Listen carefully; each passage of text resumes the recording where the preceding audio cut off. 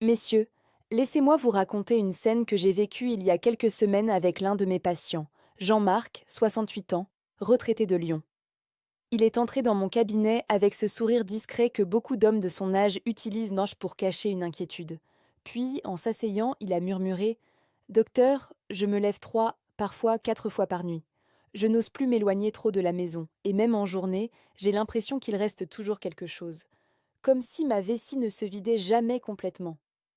Ces mots étaient simples, mais dans sa voix, on entendait la fatigue, le sommeil coupé en petits morceaux, et la crainte sourde que beaucoup d'hommes portent, sans jamais en parler. Et peut-être, messieurs, que ce que vivait Jean-Marc vous rappelle aussi quelque chose. Parce que lorsque cette petite glande, nichée juste à la sortie de la vessie, commence à gonfler doucement avec l'âge, elle agit comme une éponge qui se gorge lentement d'eau, appuyant sur le passage d'où s'écoule normalement votre rivière intérieure. Le chemin se rétrécit, la circulation devient plus difficile, et tout le quotidien en pâtit. Les nuits trop courtes, les sorties calculées, l'appréhension d'un long trajet en voiture, ou même simplement la gêne de devoir retourner plusieurs fois aux toilettes. Je suis la docteure Sophie Arnaud, urologue depuis plus de 15 ans, et j'ai accompagné des milliers d'hommes à travers ces petites et grandes transformations du corps après 60 ans. Si vous souhaitez recevoir chaque semaine des conseils simples, fiables et adaptés à votre âge, je vous invite à vous abonner et à activer la cloche. Je serai heureuse de continuer ce chemin avec vous. Revenons à vous, messieurs. Ce qui vous arrive n'est ni rare ni honteux. J'entends chaque semaine des histoires semblables à celle de Jean-Marc. Par exemple, Michel, 72 ans, m'expliquait qu'il avait fini par dormir dans la chambre d'amis parce que ses allers-retours nocturnes réveillaient son épouse. Il disait: je me sens vieux d'un coup, docteur. Mon corps ne suit plus. Vous voyez? Ce problème touche l'intimité de vos journées autant que vos nuits. Il vous vole une part de votre sérénité, parfois même votre confiance. Et je veux que vous sachiez une chose. Je vous comprends profondément. Derrière tous ces symptômes, il y a une explication très simple. Avec l'âge, cette petite glande, la prostate, peut enfler légèrement, comme une valve qui se met à gonfler dans un tuyau déjà étroit. Rien d'alarmant en soi. On appelle cela hyperplasie bénigne, c'est-à-dire un élargissement non dangereux. Mais ce gonflement exerce une pression sur le passage où circule votre flux, un peu comme si l'on appuyait avec les doigts sur un tuyau d'arrosage. L'eau sort alors plus faiblement, plus souvent, et parfois en plusieurs fois. Voilà pourquoi vous devez pousser un peu plus, ou pourquoi vous avez cette sensation de reste. Voilà pourquoi le sommeil est interrompu. Voilà pourquoi certaines journées deviennent plus compliquées qu'avant. Mais permettez-moi de vous rassurer. Même si cette situation peut être très gênante, il existe des moyens doux, naturels et efficaces pour apaiser ces symptômes. Des gestes simples, des habitudes quotidiennes, que vous pouvez mettre en place sans médicaments et sans intervention lourde. Et c'est exactement ce que nous allons voir ensemble. Je vais vous partager les 7 habitudes les plus efficaces que j'ai observées au fil de ma pratique, celles qui ont aidé Jean-Marc, Michel, Henri et tant d'autres hommes à retrouver un meilleur confort. Et en fin de vidéo, vous découvrirez aussi 4 remèdes naturels, très utilisés en Europe, qui peuvent soutenir votre bien-être de manière progressive et sécuritaire. Alors, installez-vous confortablement, prenez une respiration lente. Messieurs, nous allons avancer ensemble, et surtout, souvenez-vous, il n'est jamais trop tard pour améliorer votre qualité de vie. Solution 1. Le double vidage. Laissez la rivière finir son cours. Messieurs, permettez-moi de commencer par une habitude toute simple, presque trop simple, mais qui change énormément la vie de beaucoup d'hommes. On l'appelle le double vidage. Jean-Marc, dont je vous parlais un peu plus tôt, m'a confié un jour: docteur, j'ai l'impression qu'après chaque passage, il reste encore quelques gouttes, comme si ma rivière intérieure n'arrivait jamais à terminer sa course. Cette sensation est très fréquente lorsque la prostate prend un peu de volume. Imaginez un petit barrage qui rétrécit le lit d'une rivière. L'eau passe, oui, mais plus lentement.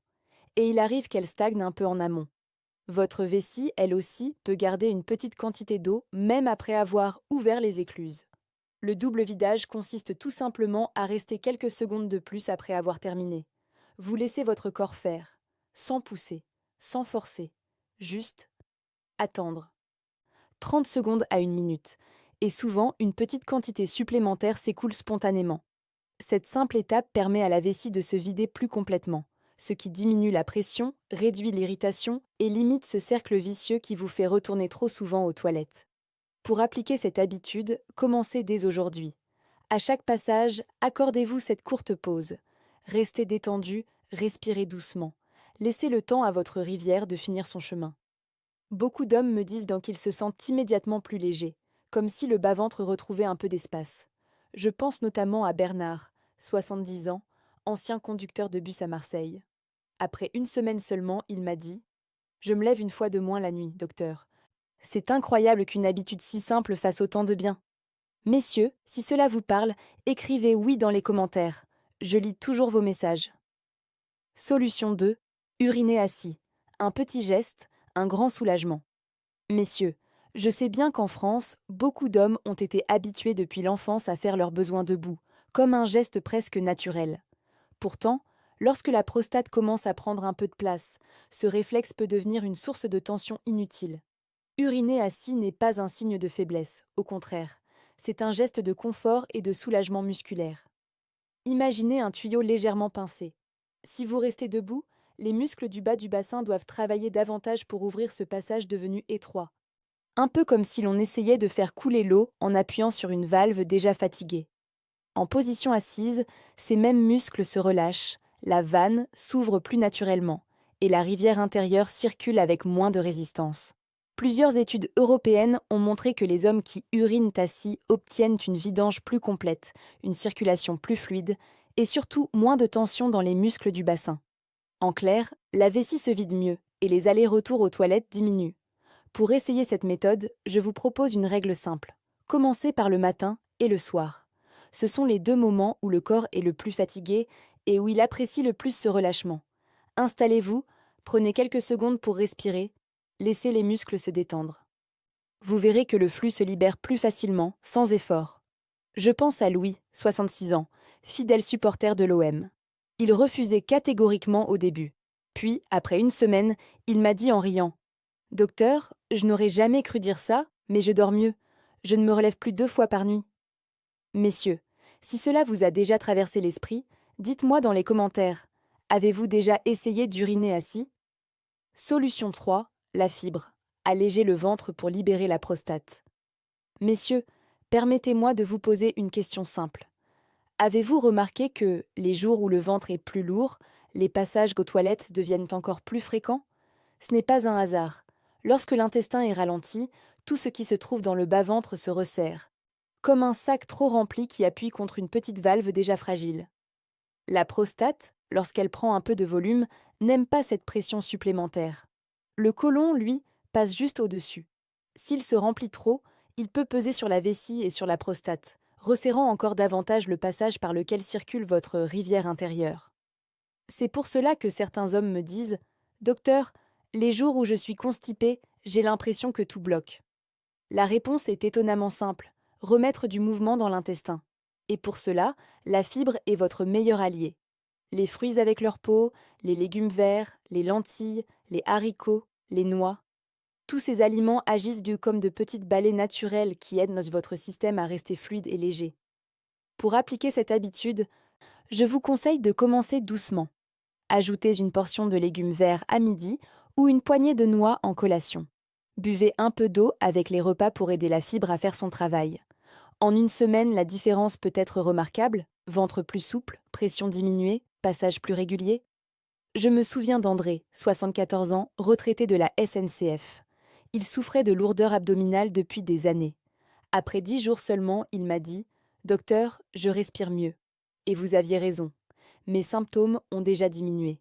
Messieurs, si vous voulez que je prépare une liste d'aliments riches en fibres faciles à trouver en France, écrivez-moi fibres en commentaire. Solution 4. Moins de caféine, moins d'irritation. Messieurs, je sais qu'en France, la journée commence souvent par cette odeur réconfortante du café chaud. Beaucoup d'hommes me disent: Docteur, mon café du matin, c'est sacré. Et je vous comprends. Mais votre corps, lui, n'a peut-être plus la même tolérance qu'à 40 ans. La caféine agit comme une petite étincelle dans un système déjà sensible.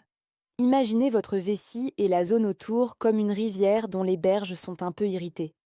Chaque tasse de café, de thé noir, de soda ou de boisson énergisante ajoute un peu de piment dans cette eau déjà fragile.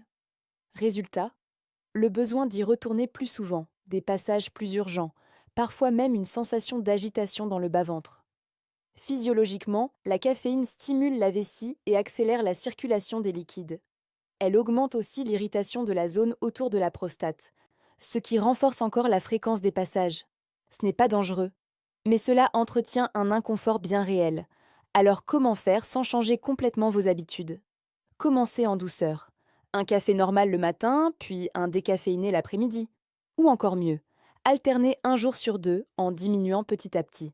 Le but n'est pas de vous priver, mais de calmer la rivière, de l'aider à s'écouler sans agitation. Je pense à Philippe, 71 ans, ancien comptable à Bordeaux. Il buvait 4 cafés par jour. Après 2 semaines à réduire progressivement, il m'a confié: je n'aurais jamais pensé que ça jouerait autant. Je vais moins souvent aux toilettes et mes soirées sont beaucoup plus tranquilles. Messieurs, soyez honnêtes avec moi.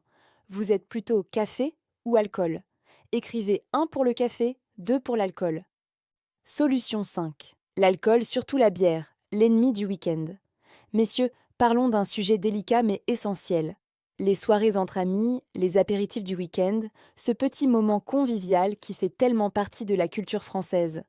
Beaucoup d'hommes me disent: docteur, je ne bois pas tous les jours, juste le week-end.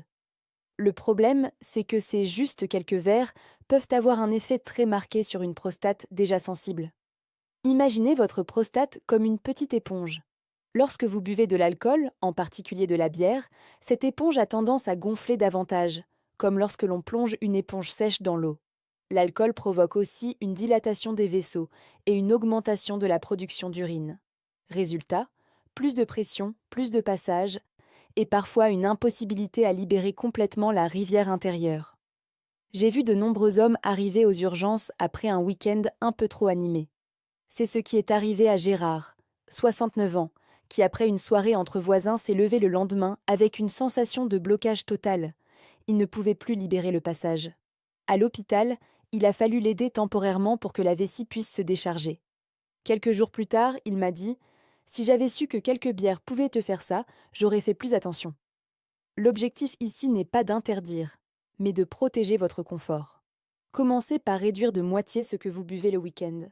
Alternez un verre d'alcool avec un verre d'eau, ou essayez une bière sans alcool.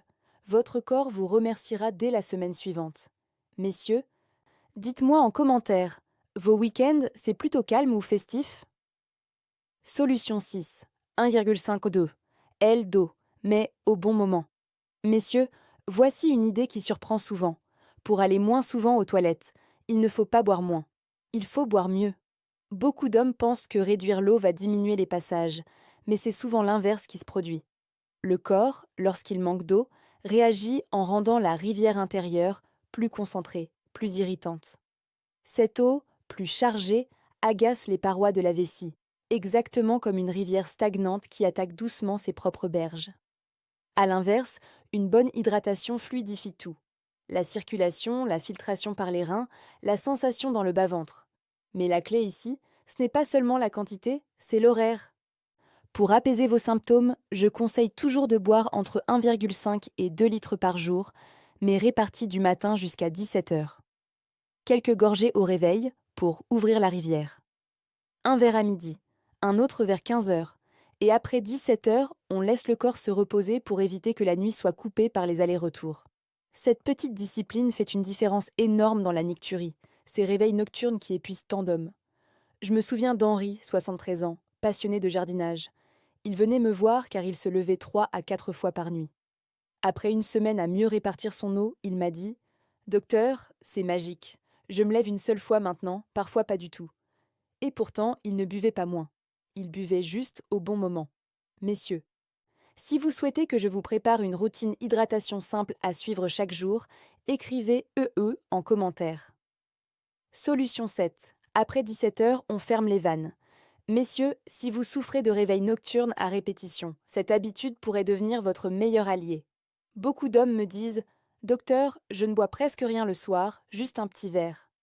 Mais ce petit verre, pris au mauvais moment, peut suffire à réveiller toute l'activité de votre rivière intérieure juste avant la nuit. Imaginez un grand barrage. Toute la journée, il s'ouvre et se ferme régulièrement, laissant passer l'eau.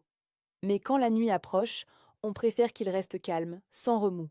Votre vessie fonctionne exactement de la même manière. Plus vous buvez tard, plus vous activez ce mécanisme, et plus la nuit devient fragmentée. C'est pour cela que, dans ma pratique, j'insiste sur cette règle simple. Après 17 heures, on ferme les vannes. Cela ne veut pas dire vous priver totalement. Une ou deux petites gorgées si la gorge est sèche, bien sûr, mais évitez les verres d'eau, les infusions, les tisanes que beaucoup d'hommes prennent pour se détendre. Le corps, lui, ne se détend pas. Il se prépare à travailler pendant la nuit. Les résultats sont souvent rapides. Je me souviens de Marcel, 75 ans, ancien facteur. Il se levait 4 fois par nuit depuis plus de 10 ans. Après quelques jours de cette simple règle, il m'a appelé pour me dire « Docteur, j'ai dormi 5 heures d'affilée. Ça ne m'était pas arrivé depuis des années. » Cette habitude apaise vraiment la nuit, redonne de l'énergie au réveil et améliore même l'humeur.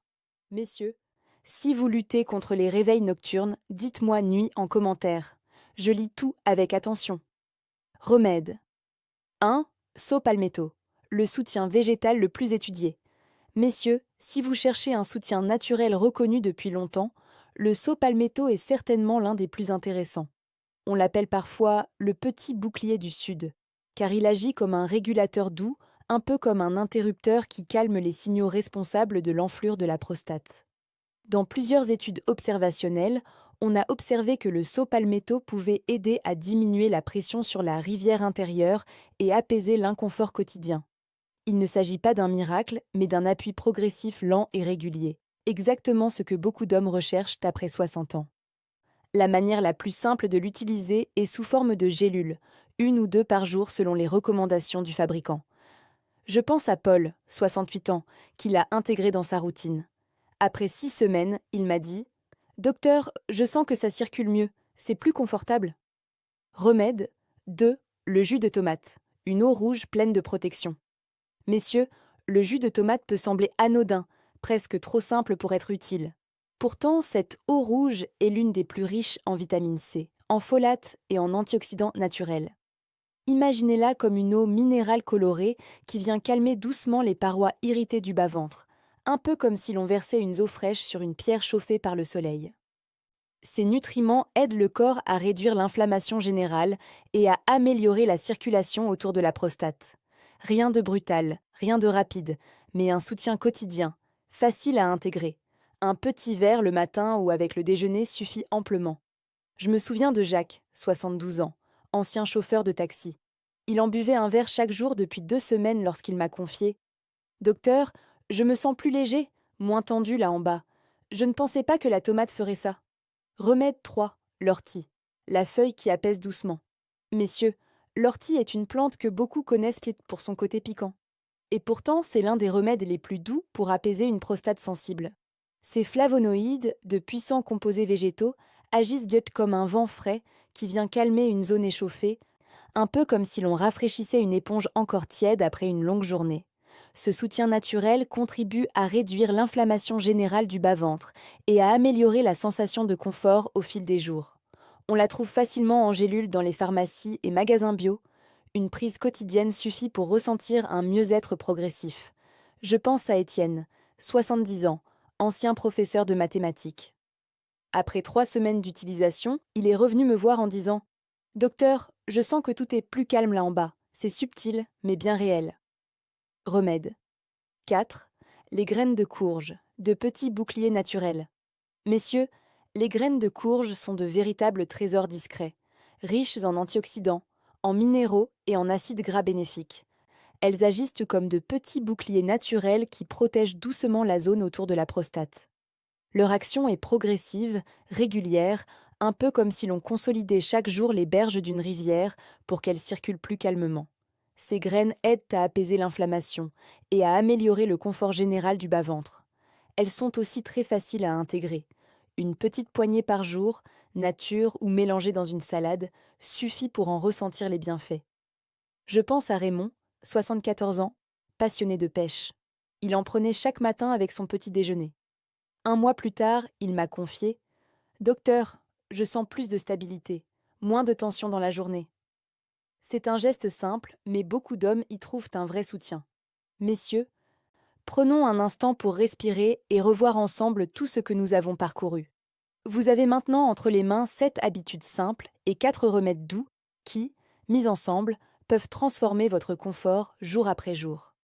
Vous avez découvert comment le double vidage permettait à la rivière intérieure de terminer son chemin. Comment le simple fait d'uriner assis soulage les muscles du bassin. Vous avez compris l'importance de la fibre, qui allège le ventre et libère la pression dans le bas-ventre. Vous avez vu l'effet de la caféine, cette petite étincelle qui irrite la rivière, et celui de l'alcool, surtout la bière, qui fait gonfler cette éponge déjà sensible. Nous avons aussi appris à boire 1,5-2 litres au bon moment, puis à fermer les vannes après 17 heures pour préserver vos nuits. À cela s'ajoutent 4 soutiens naturels. Le saut palmetto, le jus de tomate, l'ortie et les graines de courge, chacun agissant à sa manière, doucement, comme de petites mains qui apaisent et protègent. Messieurs, je vous le dis avec sincérité. Oui, il est tout à fait possible d'améliorer votre bien-être après 60 ans. Pas en un jour, mais pas en un an non plus. Juste, pas à pas, avec de la constance et beaucoup de bienveillance envers vous-même. Messieurs, permettez-moi une précision essentielle. Ce contenu est informatif et ne remplace en aucun cas une consultation médicale personnalisée. Si vous remarquez des signes inhabituels comme une couleur rouge dans l'urine, une douleur intense dans le bas-ventre, de la fièvre ou une perte de poids inexpliquée, il est important de consulter rapidement un professionnel de santé. Votre sécurité passe toujours avant tout. Messieurs, si l'une de ces habitudes vous inspire ou si vous comptez en essayer une dès aujourd'hui, écrivez simplement un en commentaire. Cela m'aide à comprendre vos besoins réels et à préparer des vidéos encore plus adaptées pour vous. Si vous pensez que ces conseils pourraient aider un ami, un frère, un voisin ou même votre père, n'hésitez pas à partager cette vidéo. Beaucoup d'hommes vivent ces difficultés en silence. Parfois, un simple partage peut tout changer. Et bien sûr, si ce n'est pas encore fait, je vous invite à vous abonner et à activer la petite cloche pour recevoir chaque semaine des conseils fiables pour votre bien-être après 60 ans. Je vous remercie de tout cœur pour votre confiance. Prenez soin de vous, messieurs.